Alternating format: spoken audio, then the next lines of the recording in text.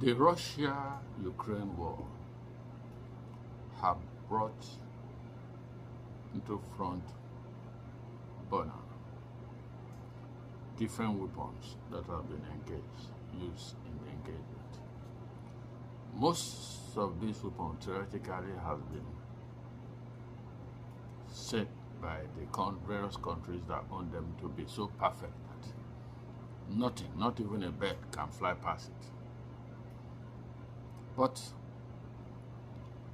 the NATO, Ukraine, and Russia war has proven most of this capability to be only a paper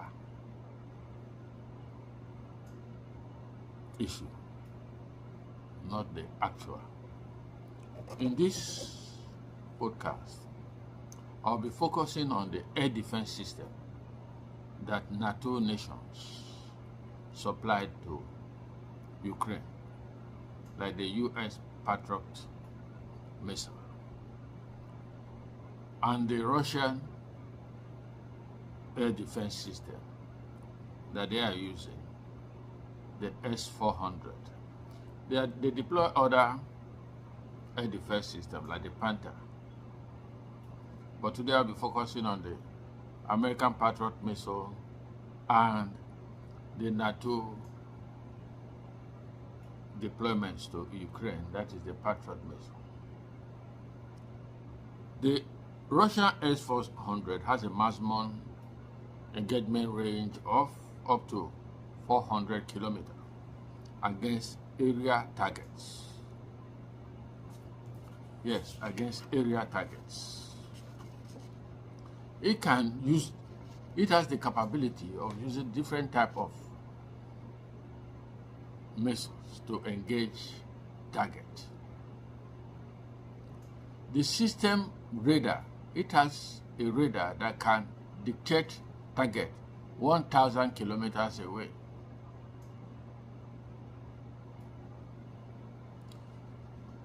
The system has the capability of being rapidly deployed.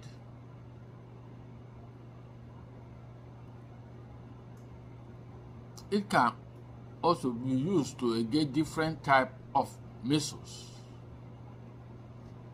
It can engage up to 36 different targets at the same time. If the system is highly mobile, it has high speed of deployment. That is the S-400. The Patriot missile, the Patriot air defense system, understand, is mobile, but it has a low speed of deployment than the S-400. It has the capability of dictating high-flying aircraft and missiles. It is highly effective on paper in their description. But in the actual battlefield of what is transpiring in Ukraine at this moment, it can be said that most of these taunted capabilities is not actually working. On paper, the S-400 scores higher than the Patriot missiles in terms of speed of deployment, successful engagement of multiple targets, and so on and so forth. But Ukraine war has shown that no matter the sophistication of the system, something still flies through.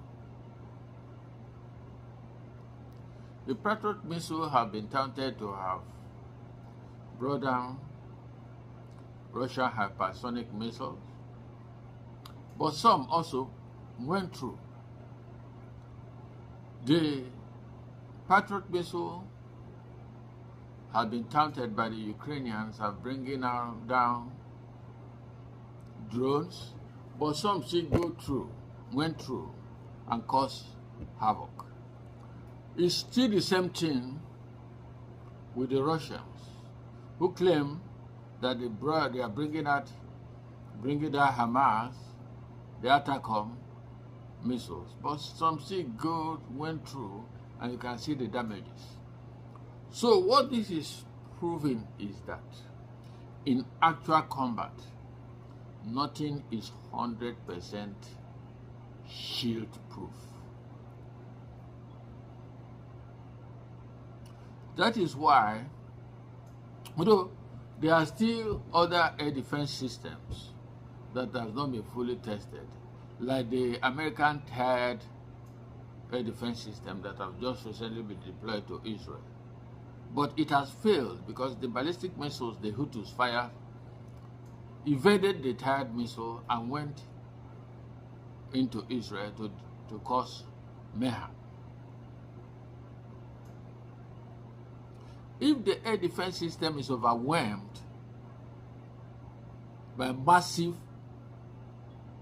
attack, it can only get a handful, while the other ones can still go through.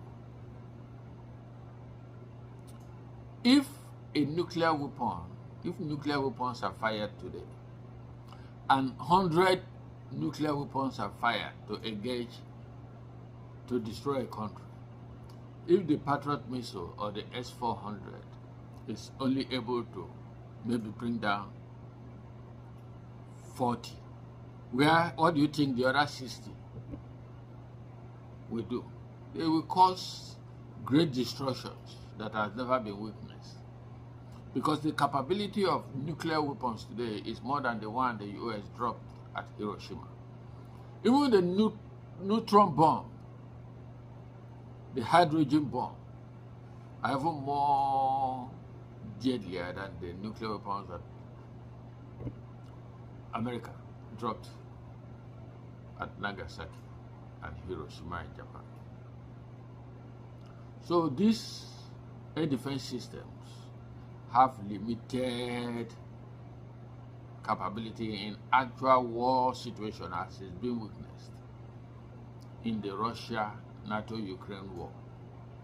I say NATO because they supply all the weapons Ukraine is using, and they are manning most of this system themselves. Because most of those systems, to me, I believe, are too sophisticated for even Ukraine to operate. So that they must have been manned by experts from those countries. So in a nutshell, all the countries will go back to the drawing board to see how they can improve on their air defense system. No matter the improvement, some missiles will still go through, just as it's happening in Russia-Ukraine war, that is being used as a test ground for NATO and Russian weapons. As time goes on, I'll continue to highlight and analyze the various weapons that the combatants are using in Russia-Ukraine NATO war. Subscribe, follow, like, and share. Thank you.